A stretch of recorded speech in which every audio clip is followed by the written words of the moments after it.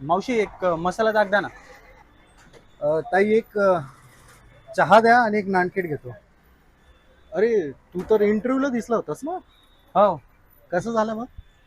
छान. अच्छा, भेटूच. कॉकरोच जनता पार्टी ज्वाइन की कि नहीं? जस्टिस सूर्यकांत ने स्टेटमेंट दिया था कि आ जाते हैं कॉकरोच की तरह सिस्टम को खत्म करते हैं, कॉकरोच खराब जनता करते हैं, पार्टी. और ये आरटीआई अरे असं कुठं नाव असते का? मीडिया अरे पर्सन माणसं काय कॉकरोच आहेत का? भाई एक बात बताओ. माणसं वाघ सिंह बिबट्या तरी कुठे आहेत? पण कित्येक पॉलिटिकल पार्टीच्या झेंड्यावरती असतात ना वाघ सिंह बिबट्या. आणि मला सांगा सर, कॉक्रोच काय वाईट आहे? रोजच्या गॅसच्या आगीच्या धगीतून, चपलांच्या मारातून वाचतो बिचारा.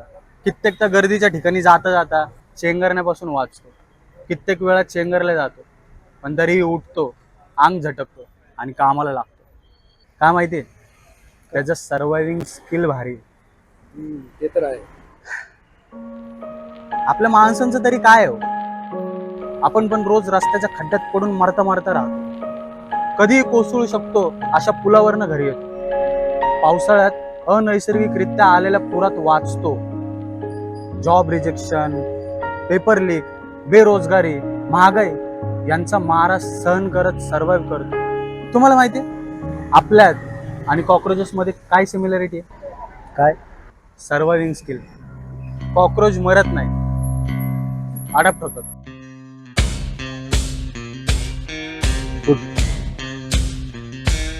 पण मला सारखं वाटतं या सगळ्या चळवळीचा, या सगळ्या आंदोलनाचं भविष्य काय माहित नाही, पण सत्तेचा माज असलेल्या बोकडांना हे कळायला पाहिजे की या सिस्टीमच्या घाणीत वाढलेले कॉक्रोचेस त्यांची तब्येत बिघडवू शकतात. बरोबर आहे. आणि स्वास्थ्य जर नीट ठेवायचं असेल तर सिस्टीम क्लीन करणं गरजेचं आहे. Am I right? Nice to meet you.